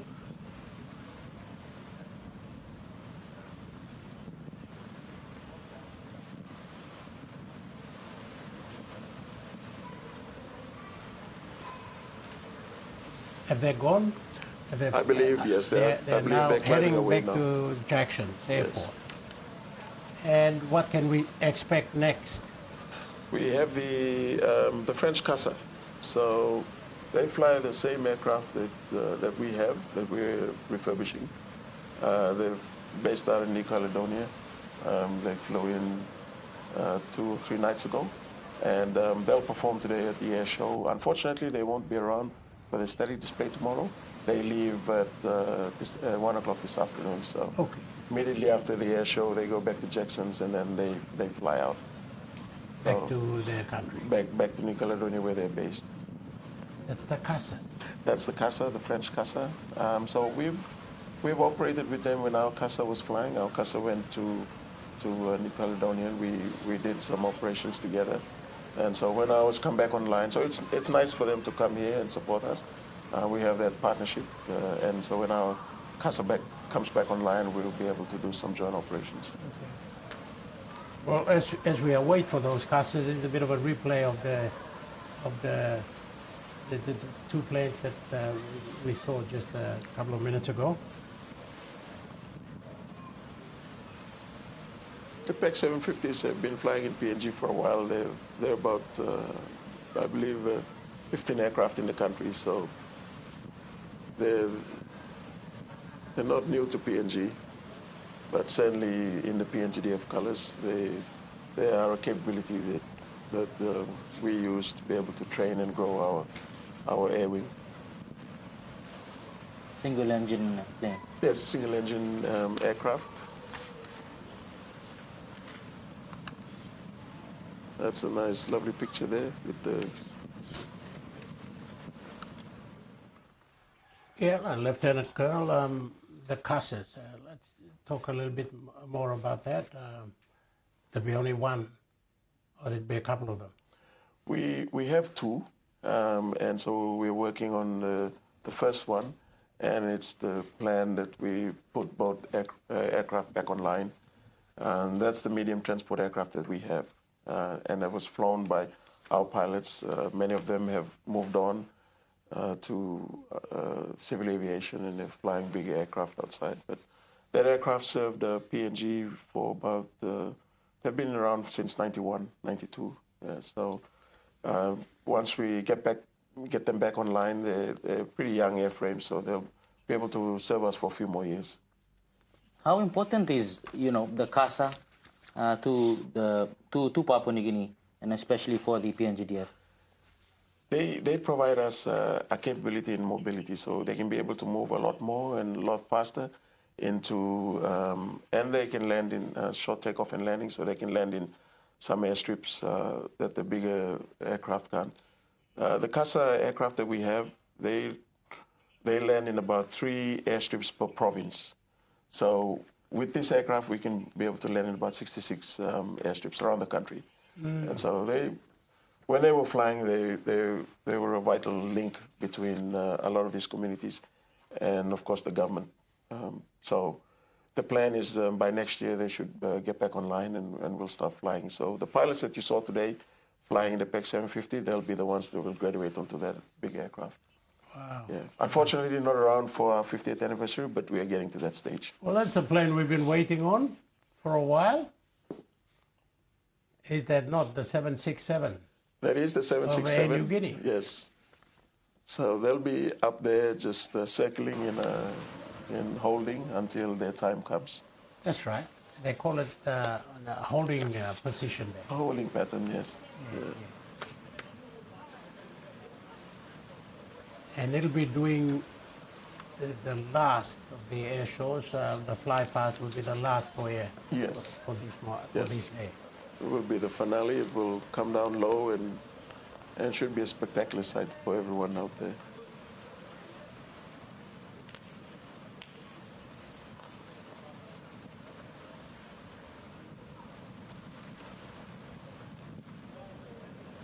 You know, Lieutenant Colonel,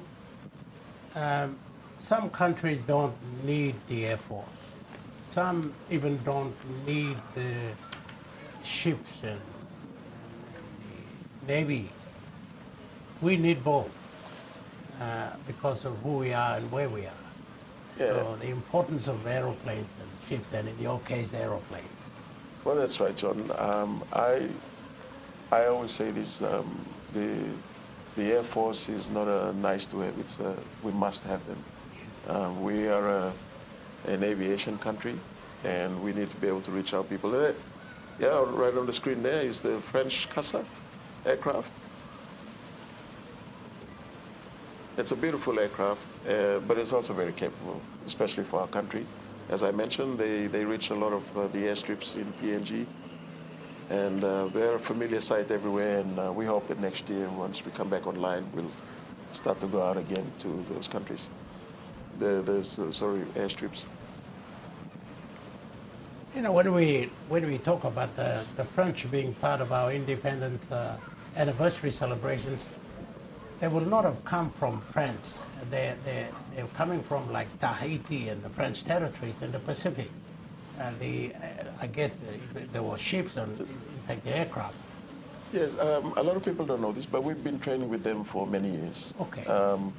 We have an exercise out there that we exercise Southern Cross. We train and we exercise with them, our land forces and, of course, our air forces. And a few years ago, we flew our own CASA out there and we trained and we exercised with them. So this relationship has gone back a few years. So it's nice to see them here today to display. And that's really nice to hear that. This particular plane, I think, is from New Caledonia? Yes, they're based out of there, and they operate within the Pacific region. And as I mentioned, very capable. They're able to carry 6 tons and fly into tight airstrips, which we've proven over the years with our own CASA aircraft. We've had people jump out of the back of our own aircraft too, and that aircraft, I'm not sure if they're going to open the back, but they're able to do that. You have members of the force who are parachute jumpers. We have that capability. A lot of PNGDF, the long range. Are you one of them? No. You fly. If I'm jumping Somebody has to be at the cockpit.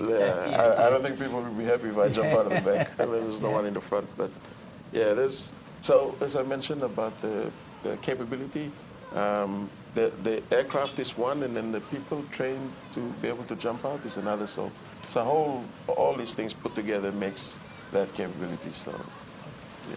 For this particular plane, the CASA, in terms of what it can carry a vehicle or cargo of which magnitude? I've been in our CASA. We carried 1 vehicle and 2 motorbikes from Port Moresby to Wewak. So as long as the load masters will be able to strap them down well, they can carry some cargo. Yeah. We've carried a Niugini F-100 engine also in the past. So it's a good capability that the PNGDF has, and we're hoping comes back online, as I mentioned, by next year. And that particular caster that we saw of the French that's the one that'll be, after this, goes to the airport and it's taking off back home. Yes. So unfortunately, it won't be here for our static display tomorrow, but it'll be departing immediately today. What do we expect next? And that's on the screen right now? Yes, so that's the Royal New Zealand Air Force C-130J. So they would have had the helicopters perform, but this one is from, I think, number 40 Squadron. I think they're based out in Auckland, so they've flown a long way to come here. Before today, they've been assisting in that Operation Plantibalus, and they've flown some cargo around the country also. Okay. So I don't have the exact figures, but it'll be shown once we calculate. It'll be shown how much tonnage all these partners came in and assisted us move over the last couple of days. Okay. Well, the New Zealand Air Force, it's what they call the mighty Hercules. This time from the New Zealand Air Force, it'll fly past low speed with the ramp and the door open at about 500 meters above ground. This aircraft has supported countries in the Pacific relief operations many times, from cyclone recovery to dropping supply drops in remote islands. It remains one of the most reliable and enduring transport aircrafts in the world. And if you look closely, you can see the landmaster and those who are in there. And of course, we don't have the pictures there, but that's what this aircraft is capable of. Yeah, there's the New Zealand C-130Js have been really prominent in this Operation Plantibalus. They've moved a lot of cargo around, and today it's nice to see them. They'll do a short display over the display area, and tomorrow they will be out at ATW. So those that come out, they'll be able to see this aircraft up close and personal. You call them C-130J, you call them CN-35, you call them PAC-75. So these names, they're registration numbers. Or what are they? They're designations by the manufacturers. Yeah, so they have their own conventions on how they want to name the aircraft. But at the end, the letter there, the original C-130 was the C-130A or Alpha variant, and so it's been around for about 60 years, this design, but this particular one is the J model. So it's more capable, it has more powerful engines. Because of its engines, it can fly a lot further, fly faster, carry more cargo, has good short takeoff and landing capabilities. So it's a generation leap. So it looks the same as, the design looks the same as the other C-130 aircraft, but it's a generational leap. Getting another look at that particular aircraft, which yes, we saw a couple of minutes ago. Our friends from the French Armed Forces with the CN-235.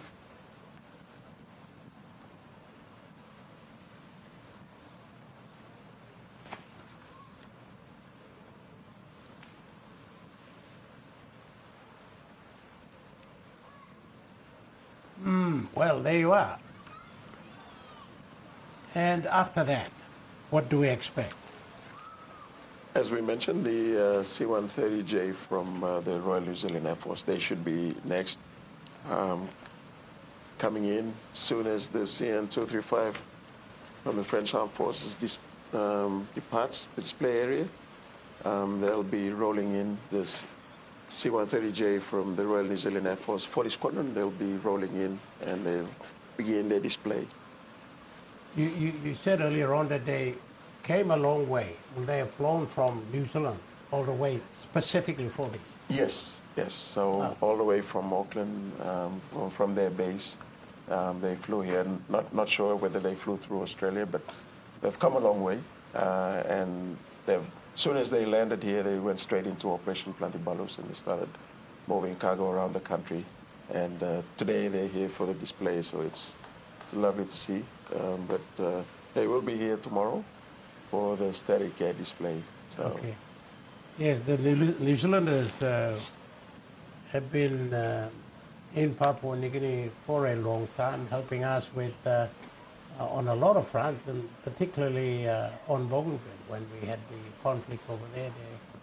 They supported us with their ships as platforms for peace negotiations, and now helping us to be, as part of our 50th independence anniversary celebrations, send their aeroplane all the way from New Zealand to be part of this. And also the NH-90, which is good. So a lot of areas where the big aircraft couldn't get to, those two helicopters that unfortunately couldn't be part of the show today, they were able to lift a lot of those cargoes into the remote villages. So a good contribution from our partners from New Zealand. Yeah, from us, Papua New Guinea, as a point of protocol, when we have visiting military from overseas, the point of entry and where they, put their planes and when their men get off, is it necessary anywhere in the country or at the designated ATW? When visiting forces come in, they file in what's known as a diplomatic clearance, and so it's up to Foreign Affairs and everyone else in Department of Transport when they allow an aircraft, then they come in. So all the aircraft that are here and wherever they're flying, they're allowed to come here and take part today. So when they come, they don't go to other parts of the airport, but at the air transport wing. It'll depend on the clearance that they're given, but they're here on invite from the PNG government and from the PNG Defence Force. So we have that relationship going back, and they are our partnered nations. All right, so we're still waiting for, I think, the other airplane to come into frame and for us to bring that picture to our viewers. But again, exciting times for us, especially here in the studio, and I guess Papua New Guinea to be witnessing the air show. We're going back to the highlights again of what transpired over the skies at Ela Beach in Port Moresby for the air show.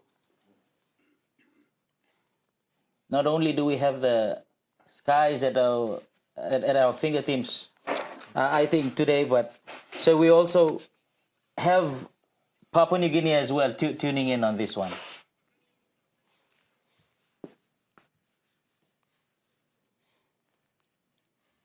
For those that are on the ground, they're fortunate enough to be on the ground.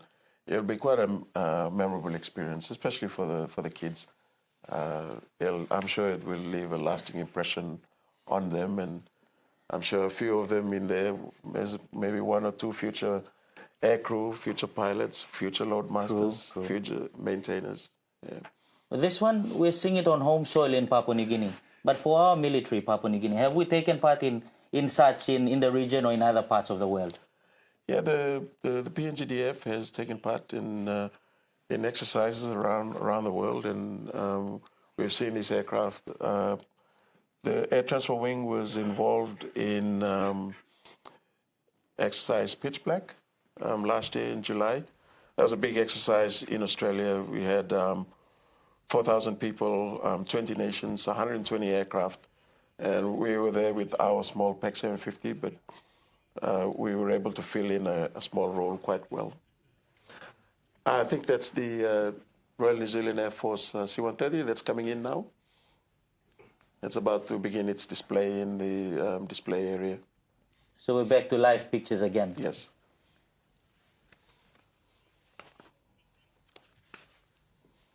That's the plane that flew all the way from New Zealand to be part of what we are doing here. Yes. That's it. They're based out of Auckland from 40 Squadron, number 40 Squadron. They've got the ramp open again, so the crowd will be able to get another glimpse of the aircraft and the loadmasters in there as they do a fly past.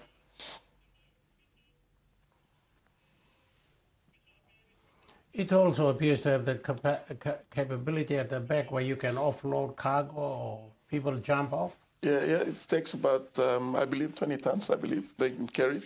You can roll those cargoes off the back, and of course, we can take over 100 paratroopers and they can jump out the back also. So that particular flying display, as is with all the other displays, the pilots in there have trained, so they're not doing anything new. They're doing something that they've trained to do. This exact sequence, they've trained for it. They've trained in New Zealand. They've come up here. They've trained in other open areas, and today that's all they're doing. They're just flying the numbers, as we mentioned.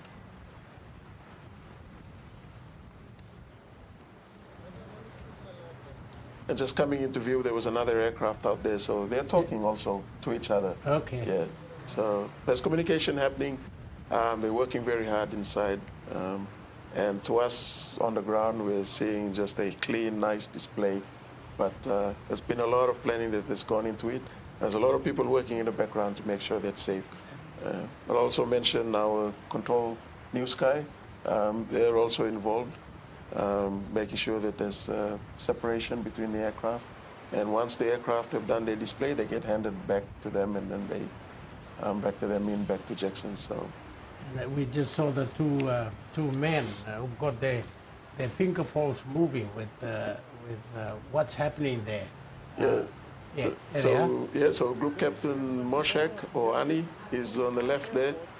He's the ringmaster, so his job is to make sure that there's a flow and the aircraft are performing according to the sequence. Whilst everyone out there watching and enjoying, he'll probably be stressed a little bit just to make sure that once the display is over, then he'll be relaxed. Or should things go wrong, yes, falls on him, heavy.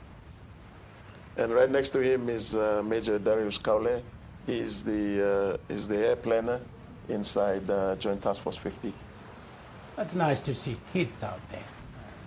Parents brought kids out there to see all the airplanes and the air show. Yes, definitely. I'm sure the air crew, they won't be able to see the crowd really, but after this goes on air and they can see, they'll be appreciative that there were people on the ground and to watch their display. Absolutely, totally agree. And this is the air show of one of the three activities of the PNGDF week.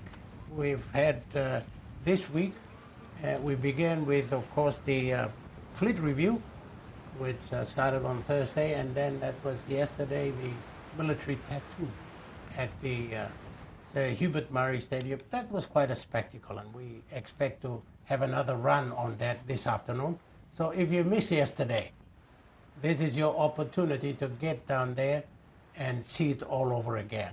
And I tell you, it is worth going there, and it is worth the effort being there to see it. And not just the military precision, the culture that is involved, the history associated with it, but it is also a time to show your colors, your patriotism towards your country about what's happening. So that was yesterday, and you'll have that opportunity this afternoon as well. But right now, you're watching the air show of the Papua New Guinea Defense Forces Military Week, and we have in the studio Bradley Valanaki and, of course, the Lieutenant Commander Douglas Vava, who is giving us an insight into the technicalities of aviation. I suppose he's a pilot himself, and your input is greatly appreciated. Tell us about that now. So that, I think this is a replay, because that's a Spartan, Yes, that's a Spartan. But right over the display area, yeah, the Spartan there doing a flare drop, dispensing flares. That's a defense system of the aircraft to defend it against any heat-seeking missiles. But over the display site now, we should be witnessing the Royal New Zealand Air Force C-130. It's another view of the Spartan doing the display. Would have been a spectacular sight for the kids and for everyone else out on the beach. Military fireworks. Yes, yes. But as we mentioned, it has a serious role in defending the aircraft. So the other two aircraft, I tell you, as we get along, as we go on from here, the visuals of that flares, those visuals will be shown over and over and over. I believe yes. They'll find those. They'll find a way to social media, to television programs, yes, and any discussion on the defense force. Definitely. But you know, it's not only are we giving the opportunity to our residents in Port Moresby to view this display, but also the Motuan villages that surround that area. Oh yeah, they're seeing it too. Absolutely. Absolutely. So the last one, what are we waiting for? I'm not sure. I think we've got the New Zealand Air Force performing now. And then the last one will be the 767 from Niugini. The PX. The PX 767. You know, looking up to the sky, bird watching is a very patient sort of, Yes. and that's, I think, what we're doing now. We're watching the birds. Exactly. We have to be patient for the next one to arrive.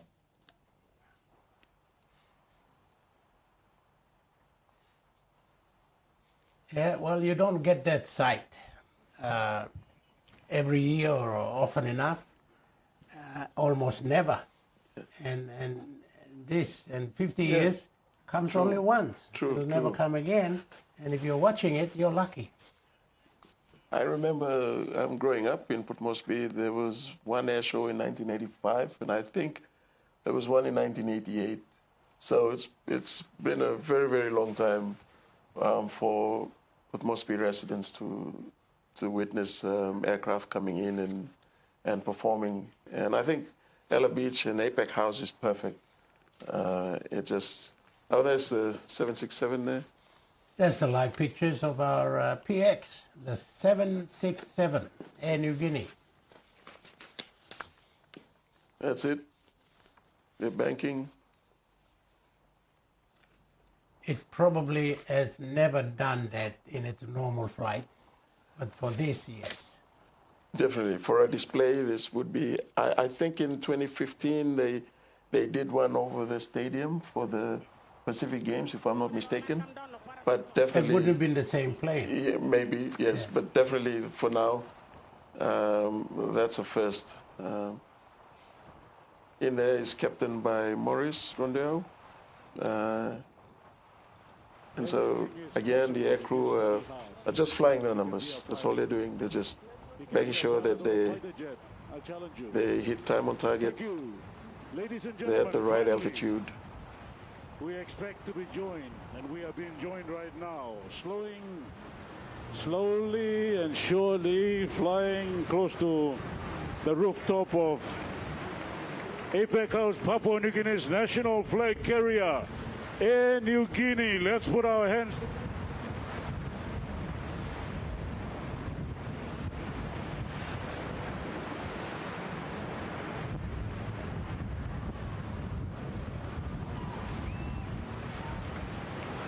Uniting towns, villages, and families across this rugged terrain of Papua New Guinea, and connects us to other nations in the region and the world. With its wheels down and flying right over us, Air Niugini's Boeing 767-300R ER.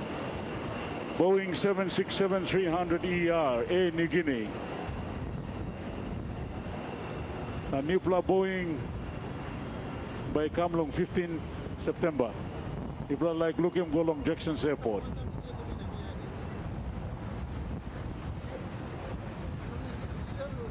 Good luck feeling through. Good luck feeling through. Also, mimi looking kalab long New Guinea. Time you sit down long airport long Brisbane, Singapore, Philippines, Hong Kong. Now you look out the window long airport long this country. You look in New Guinea. They'll blow you kirap. Why? Because I'm balus blow you. Now balus blow me. Thank you through Big Lahamamas. You go long New Guinea, National Airline long Papua New Guinea long participate here long air show long PNG Defence Force Week.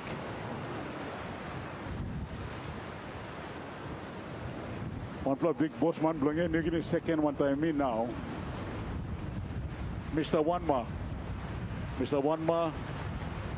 I'm sub long commercial marketing management long New Guinea.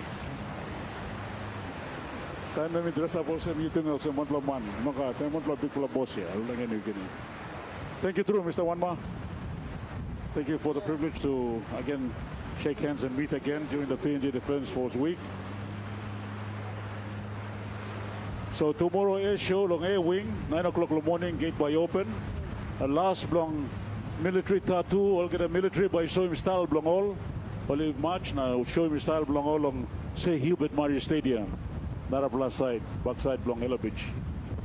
So second round, let me come around now. Big pla balu straight. So time lo tanim and long pla ligli get long tanim. So ladies and gentlemen, coming around for the second round of its fly past, the Air Niugini Boeing 767-300ER from our national airline, Air Niugini. And we come now, please, you must fight him hand because M1 Pla iconic image or picture belong image or gonna have belong world. This is la color belong in New Guinea.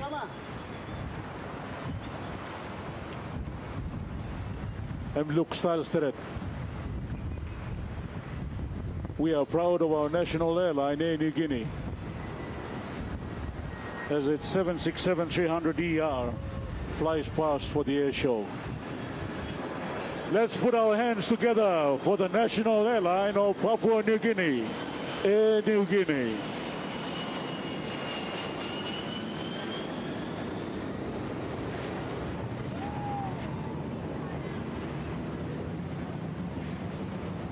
Look at me go on top now. And by me warrior. Misi na binsan lo balus by me feeling also ground he pulling me go down now. Balus he go on top. So that's a maneuver it was supposed to make today, was to have that steep climb. Many times you go into an airport, you want to land but you are unsure of landing because why? The wind is too strong. It literally swings the aircraft from side to side and up and down when you're coming into land. So sometimes you as the pilot will make the decision whether you land or you lift off. And this is an example of quickly hitting the thrust to push it up and climb out of that landing approach. So many maneuvers you need to go through. You know, Sam, Balusi, get up now, sit down, no God. Plenty something you go along, lift him, will he go on top, you may go, come in, no land, will he go down, and you may land.